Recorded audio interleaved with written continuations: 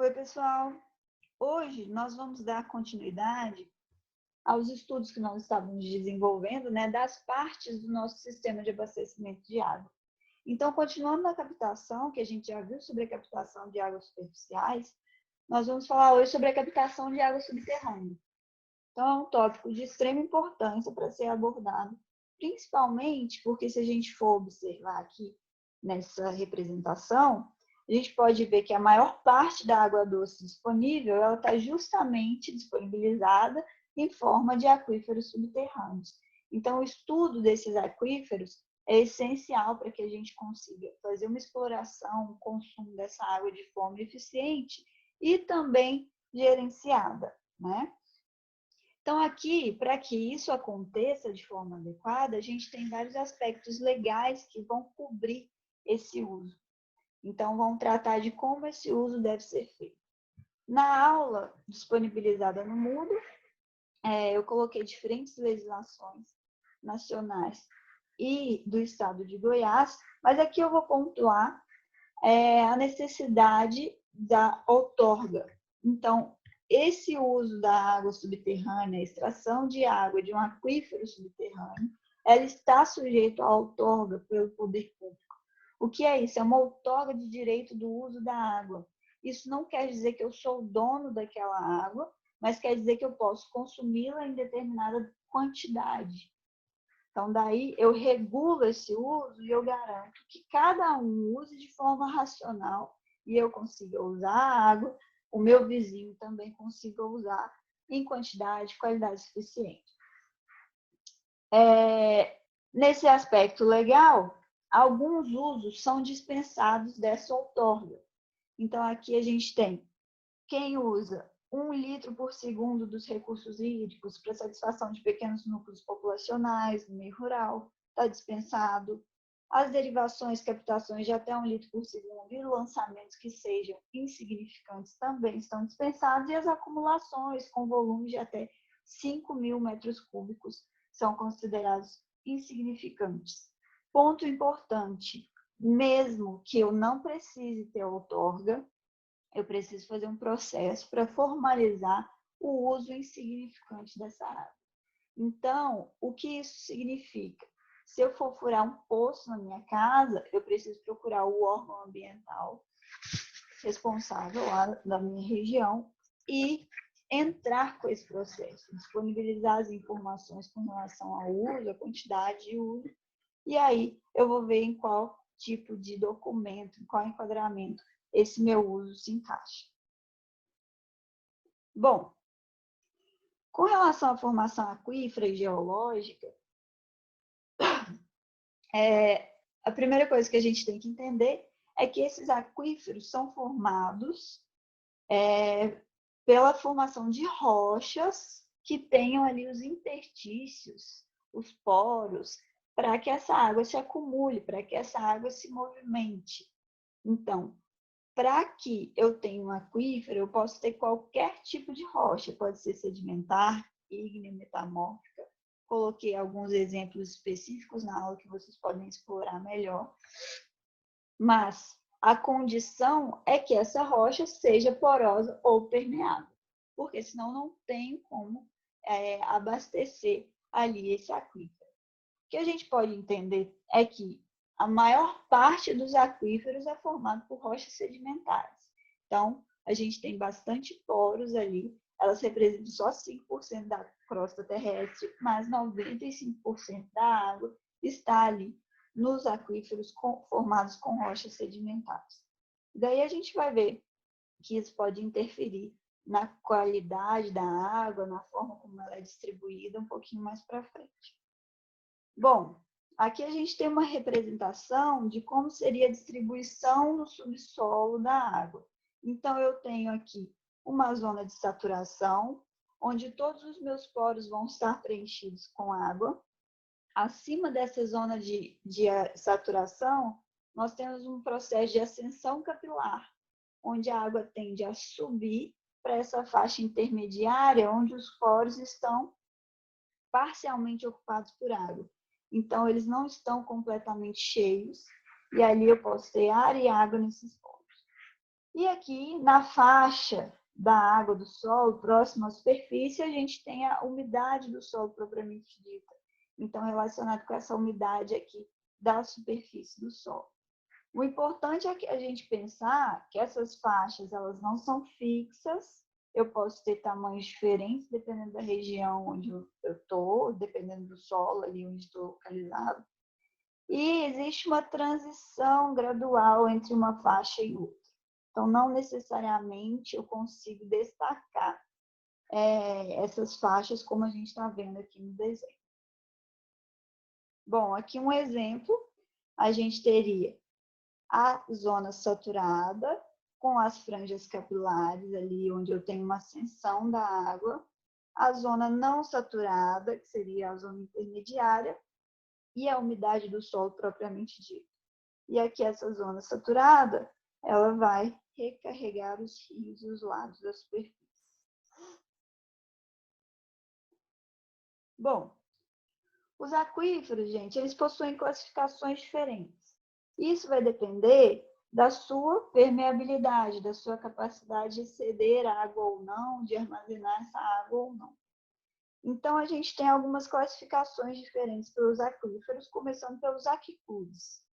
Os aquicludes, eles são formações que têm água, mas eles não conseguem cedê-las, então eles se comportam como camadas impermeáveis. Então, aqui a gente tem o exemplo, quando eu tenho dois aquicludes, um na parte inferior e outro na parte superior de uma camada de água, de um aquífero, eu vou ter aqui um aquífero confinado. Então, nessas duas camadas, nos aquicludes, eu não tenho a disponibilização de água, por isso o aquífero está confinado. Os aquifúgios são formações rochosas que não têm água. Então, aquelas rochas cristalinas que não vão permitir movimentação de água são os aquifúgios. Normalmente, eles estão na parte mais inferior ali da formação do aquífero no solo. Os aquitardes, eles são aquíferos que têm baixa permeabilidade, mas eu consigo ter uma movimentação de água ali. Então, quando eu tenho uma camada confinante, né, formada por um aquiclude, e depois um aquitarde, eu teria aqui um aquífero semi-confinado. Então, eu tenho essa camada semi-permeável aqui, formando meu aquífero semi-confinado. E acima dessas formações, a gente teria o aquífero livre. Essa imagem está um pouquinho ruim de enxergar, mas aqui eu teria a camada impermeável, seria o aquifúgio, por exemplo. Acima, um aquiclude, confinando esse aquífero aqui inferior. Então, eu tenho um aquífero confinado. Depois, eu tenho um aquífero semi-confinado, que está entre um aquitarde, que tem baixa permeabilidade, e o aquiclude, que não tem essa transmissão de água. Então, aquífero semi-confinado. E acima, eu tenho o aquífero livre. Nos aquíferos livres, como eu não tenho esse confinamento, é mais fácil ter uma contaminação dessa água do aquífero. Sobre os tipos de aquíferos, eles podem ser porosos. A gente viu que a maior parte dos aquíferos são porosos, formados por rochas sedimentares. Eles podem ainda ser formados por rochas ígneas, metamórficas, cristalinas, né? Aquelas rochas duras e maciças, onde os aquíferos vão se formar nas fissuras, nas fraturas. Então, aqui a gente tem o aquífero fissural e o kárstico é formado por rochas calcárias, carbonáticas. E aí, a circulação da água vai resultar pela dissolução do carbono. Nesses casos aqui, a gente tem os maiores aquíferos, né? Aqueles que são considerados rios subterrâneos. Então, a gente tem a formação dos aquíferos kársticos. Sobre o confinamento ou não, como a gente falou, o aquífero livre ou não confinado, né? Ele é um estrato permeável, então ele está parcialmente saturado por água, naquela camada mais superficial do solo. O aquífero confinado ou artesiano, que vai estar completamente saturado de água. Então, ele está entre duas camadas impermeáveis. E o semi-confinado, ele tem ali um aquitarde em cima, então uma camada semi-permeável em cima e uma camada impermeável abaixo, o aquiclude ou aquiflude. A gente ainda pode ter os aquíferos suspensos e fissurados ou fraturados. Então, como a gente já falou, os fissurados ou fraturados ocorrem nessas rochas cristalinas ali. E aí eu não tenho essa porosidade na formação da rocha, mas ele vai ocorrer nas fraturas dessa rocha. E o suspenso acontece quando eu tenho uma camada, um extrato de solo ali com baixa permeabilidade, e aí eu tenho um aquífero suspenso ao longo da zona do solo. Então, ele pega aquela água descendente e acumula sobre esse extrato. Aqui a gente tem outra representação. Então, eu tenho um aquiflude com a representação da rocha, um aquiclude, camada impermeável, um aquífero que eles consideraram aqui como confinado, mas ele seria semi-confinado, porque embaixo eu tenho um aquiclude, acima eu tenho um aquitarde, que é a camada semi-permeável. E aqui acima, um aquífero não confinado. Bom, um outro ponto importante para a gente observar é sobre a pressão dos aquíferos. Então, isso vai alterar, principalmente com relação à altitude que a água chega no meu poço quando perfurado. Então, a gente tem 3 termos aqui que são importantes serem observados. A gente tem a superfície do aquífero, que é a superfície da água, que limita a parte superior ali do meu aquífero. Então, num aquífero livre, é o nível freático, né? Até onde a água vai, até onde eu tenho ali a camada de água. E no aquífero confinado, como ele está completamente saturado, é o teto desse aquífero. A superfície piezométrica, ela é a superfície onde a pressão da água ela vai se igualar à pressão atmosférica. Então, é até esse ponto que a minha água vai subir. A gente vai ver na representação aqui sobre isso. E o nível piezométrico é a distância vertical entre a superfície do terreno e a superfície piezométrica. Então, a profundidade que eu tenho ali entre esses 2 pontos. Bom, aqui a gente tem 4 poços diferentes. Então, no meu poço A, eu tenho um poço que faz a captação de água num aquífero livre. Então, aqui eu tenho o nível freático da água. A água vai estar aqui disponível nessa posição. O meu poço B, ele faz a captação de água nesse aquífero 2, onde a gente já tem um confinamento. A minha superfície piezométrica acontece nesse ponto, o que quer dizer que a água vai subir até aqui. Então, aqui nesse ponto, a pressão atmosférica é igualada à pressão da água. A mesma coisa para esses poços C e D, mas eles estão captando a água aqui no aquífero 3, mais abaixo com uma maior pressão. Então, daí a água sobe um pouco mais. No caso do aquífero D, do poço D, desculpem, ele ultrapassa a superfície aqui do terreno. Então, eu tenho um nível piezométrico, que é aquela distância entre a superfície piezométrica e a superfície do terreno, positivo. Então, nesse caso aqui, eu tenho um poço jorrante, onde a água ela vai jorrar aqui nesse poço sem a necessidade do uso de uma bomba. Então, a gente tem essas diferenciações. Nos outros casos, o nível piezométrico é negativo. Então, a minha superfície piezométrica está abaixo aqui do nível do terreno. Então, a gente tem essas diferenciações em relação à pressão dos aquíferos. Bom, não basta a gente encontrar essa água e fazer a captação. Eu tenho que saber da qualidade dessa água. Então, para isso, a gente precisa fazer análises e saber qual que é a característica química que essa água tem. De modo geral, eu preciso observar o que tem ali no entorno, quais são as características da água disponibilizada dos poços vizinhos. Se eu tenho um poço contaminado vizinho, pode ser que eu tenha uma contaminação no meu poço também. Se eu tenho uma fossa séptica próxima, pode ser que eu tenha uma contaminação daquela minha água que está sendo captada.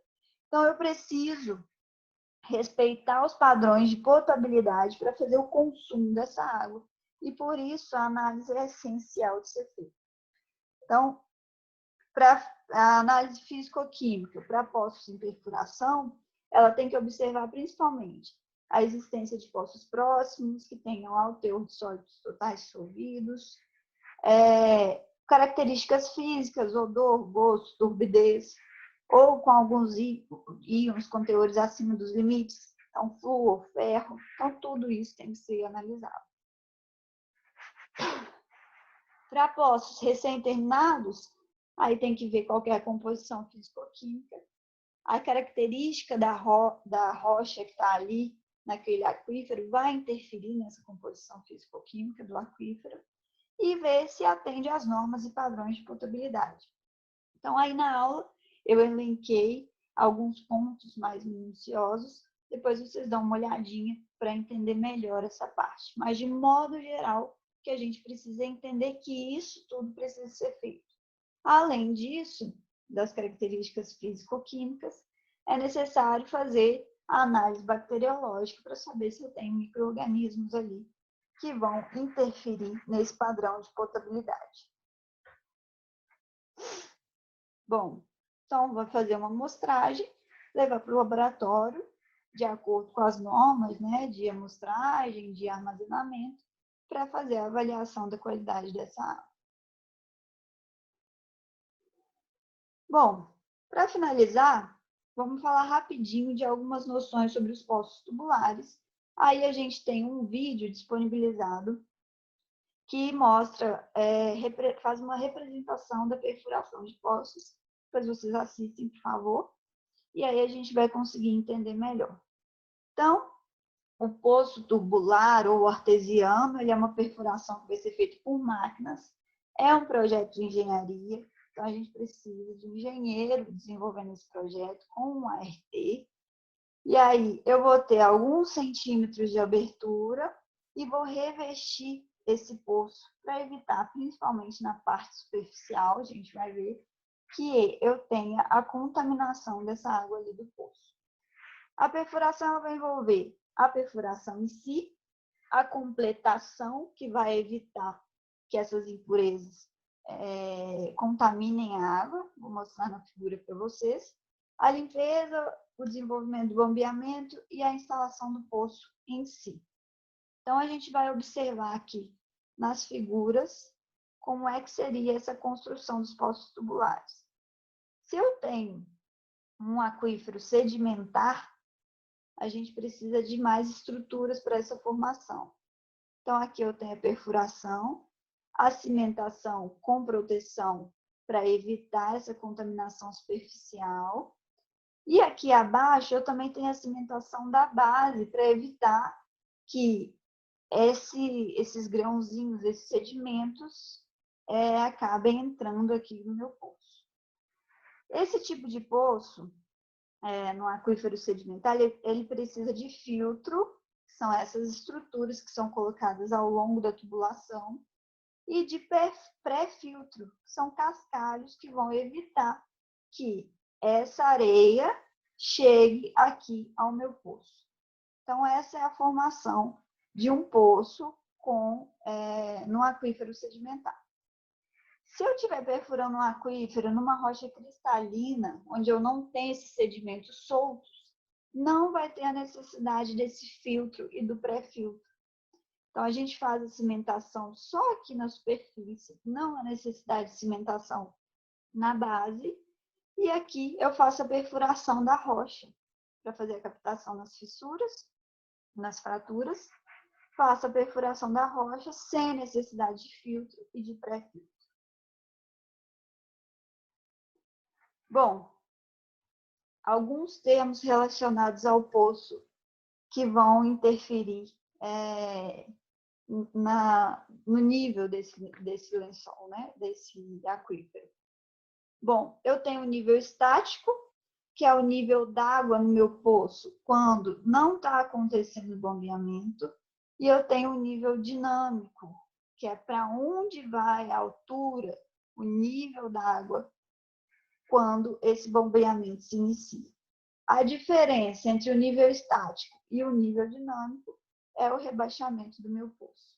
E aí a gente pode fazer a avaliação de quanto tempo vai gastar para que esse aquífero se recupere quando o bombeamento cessar.